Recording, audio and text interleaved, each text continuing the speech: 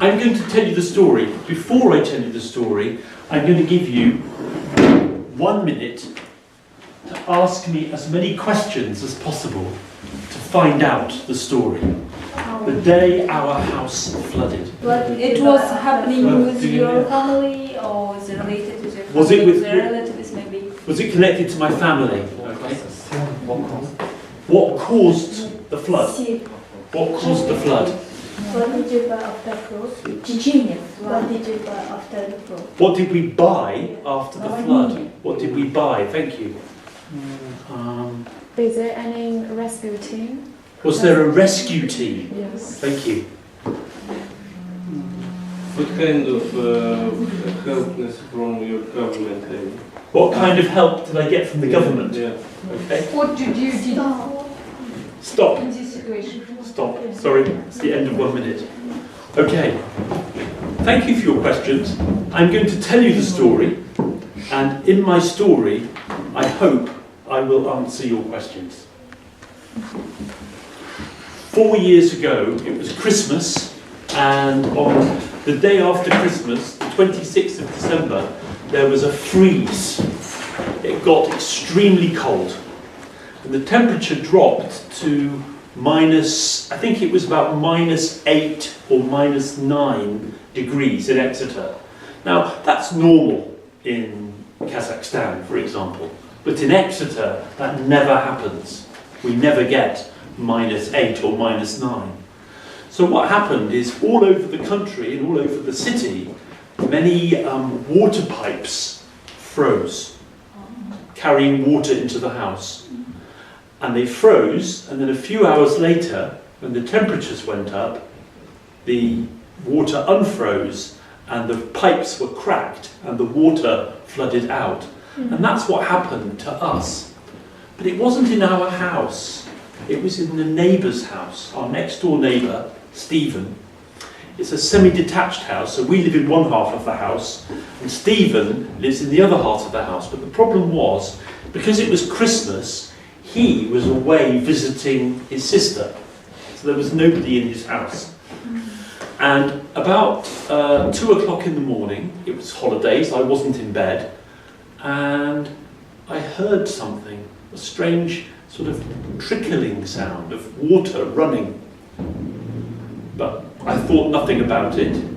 And then I noticed there was a patch on the ceiling of my living room. It's very strange. So I went out of the front door, and I could see that on Stephen's wall outside there was water running down the wall of his house. I thought, oh, what's that? So I knocked on his door, but of course there was no answer. His house was dark, and I thought, yeah, he's gone away. He's not at home. So I woke up Tammy. Tammy was already asleep, and we talked about it, and we went round, and I didn't know what to do, because I went to the back of the house, and there was even more water running down the back of his house. But the problem was the water was going down his house, but also it was coming into our house, and the water was running down, and he wasn't at home. I thought, what do I do? And we decided that I should call the rescue, the emergency services. And in this country, it's the fire brigade. It wasn't a fire, but they can help with this situation. So I dialed 999, and of course the fire brigade were very busy, because many properties were being flooded that night because of the freeze and then the thaw.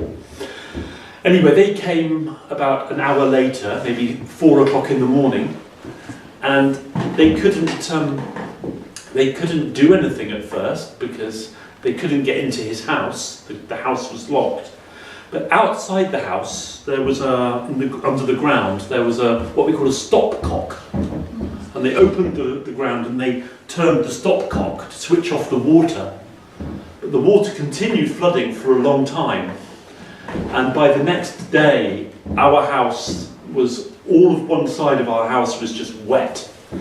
Wallpaper was wet, there was water running down the paint. And of course, Stephen's house was much worse. Well, the next day I spoke to another neighbour, and she had Stephen's sister's telephone number.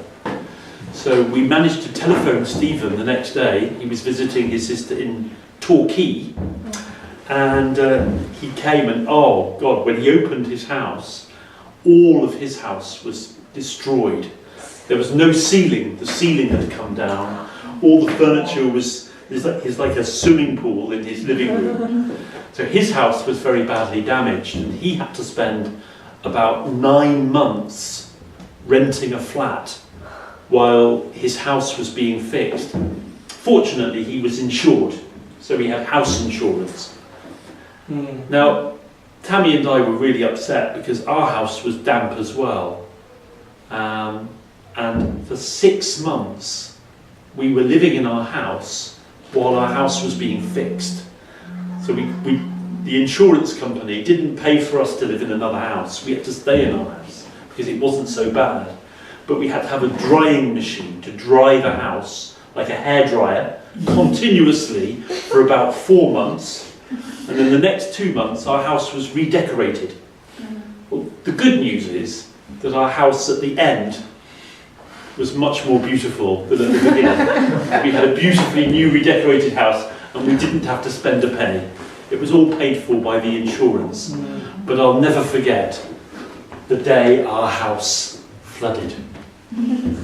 That's my story. Okay, thank you for your questions. How did you feel about that? Did you was your dream? Did you get the same questions? Do you have puddings in your house? Oh, What happened with you? What is pudding? My teacher went to school to have a class with us. So on his way to school, he fell down. Fell down and injured. Got bad injured. So and a lot of people cannot drive cars on the street and take bicycles. Yes, often even work is very hard. It is very difficult, too difficult to work. And in that day, our examination was cancelled. Cancelled, and we are going home. You was happy. Everybody was happy. Very happy. Yes, but the students in the schools, their examinations were cancelled and their classes was cancelled. But How many days? about maybe a week. Maybe a week. Yes. Like my Yes. And